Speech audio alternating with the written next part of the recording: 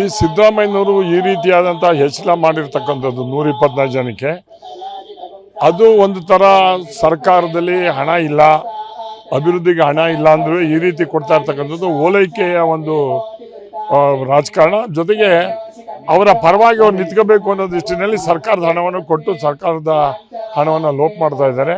ಇದು ನಿಜವಾಗ್ಲೂ ಕೂಡ ಜನರ ದುಡ್ಡು, ಇದು ಟ್ಯಾಕ್ಸ್ ಪೇಡ್ ಮನಿ.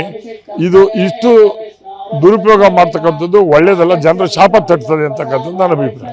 ಈಗ 172 ಜನಕ್ಕೆ ಏಕೈಕಿ ಸಚಿವರಿಗೆ ಕೊಡ್ತಕ್ಕಂಥ ಭತ್ಯೆ ಇರ್ಬೋದು, ಬಾಡಿಗೆ ಇರ್ಬೋದು, ಎಲ್ಲನೂ ಹೆಚ್ಚಳ ಮಾಡಿರ್ತಕ್ಕಂಥದ್ದು ಎಲ್ಲೂ ಮತ್ತೆ ಶಾಸಕರಿಗೆ ಅಭಿವೃದ್ಧಿ ಹಿಂದೆ ಅಂತ ಅನ್ಸಲ್ಲ ಸರ್?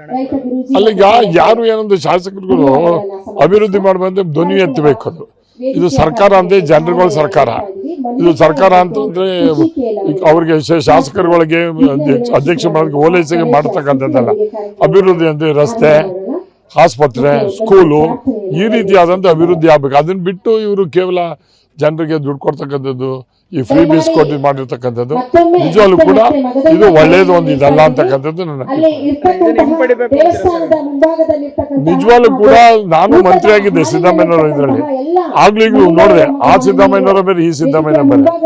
ಯಾಕೆ ಒಬ್ಬ ಇದು ಫೈನಾನ್ಸ್ ಮಿನಿಸ್ಟರ್ ಆಗಿ ಈ ರೀತಿ ಮಾಡ್ತಾ ಇರ್ತಕ್ಕಂಥದ್ದು ಭಾರಿ ತಪ್ಪದು. ಓಲೈಕೆ ಇದು ಮಾಡ್ತಿದ್ದಾರೆ, ಕೂಡಲೇ ಹಿಂಪಡಿಬೇಕು ಅಂತಕ್ಕಂಥದ್ದು ನಾನು ವೈಯಕ್ತಿಕ ಬಯಕೆ.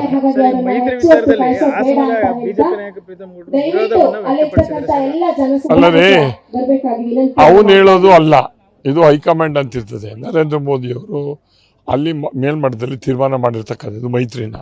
ಇವ್ರು ಹೇಳೋದು ಮೈತ್ರಿ ಬೇಡ ಅಂತ ಹೇಳ್ತಕ್ಕಂಥದ್ದು ಅಲ್ಲ. ಇವರು ಒಂದೊಂದು ಟೈಮ್ ಅನ್ನೋದು, ನಾನು ಪಾರ್ಲಿಮೆಂಟ್ ನಿಂತಾಗ BJP ನಾನು ನಿಂತಾಗ ನನಗೆ ಏನು ಮಾಡಿದ್ರು ಅಂತಕ್ಕಂಥ ಇಡೀ ಜನತೆಗೆ ಗೊತ್ತು.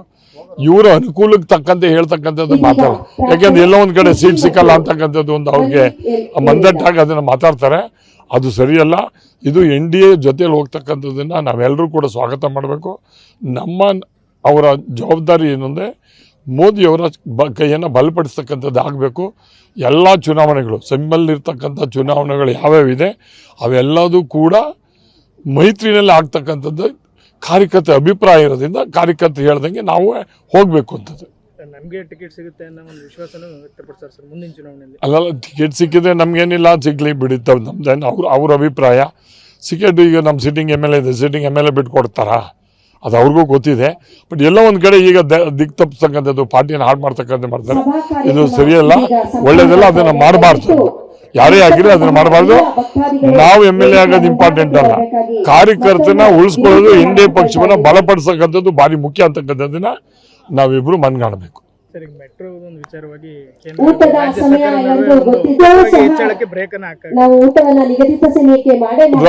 ಜನರಿಗೆ ಹೆಚ್ಚಳ ಆಗಿರ್ತಕ್ಕಂಥದ್ದು ಜನರು ಕೂಡ ಆಕ್ರೋಶ ಮಾಡಿದ್ದಾರೆ. ಇದು ಮಾಡಬಾರ್ದು ಅಂತಕ್ಕಂಥ ಜನರ ಭಾವನೆ ಇದೆ. ಯಾವುದೇ ಕಾರಣದಿಂದಲೂ ಈ ಮಾಡ್ತಕ್ಕಂಥದ್ದು ತಪ್ಪು ಮಾಡಬಾರ್ದು ಅಂತಕ್ಕಂಥದ್ದು. ಕೇಂದ್ರ ಜವಾಬ್ದಾರಿ ರಾಜ್ಯ ಕೇಂದ್ರ ಸರ್ಕಾರಕ್ಕೂ ಟ್ಯಾಕ್ಸ್ ಕಟ್ಟೋರು ಜನನೇ, ರಾಜ್ಯ ಸರ್ಕಾರಕ್ಕೂ ಟ್ಯಾಕ್ಸ್ ಕಟ್ಟೋದು ಜನರೇ. ಅಲ್ಟಿಮೇಟ್ಲಿ ಜನರು ಸಫರ್ ಆಗಬಾರ್ದು, ಜನರಿಗೆ ಅನುಕೂಲ ಆಗೋ ರೀತಿಯಲ್ಲಿ ಆಗಬೇಕು ಅಂತಕ್ಕಂಥದ್ದು ನಾನು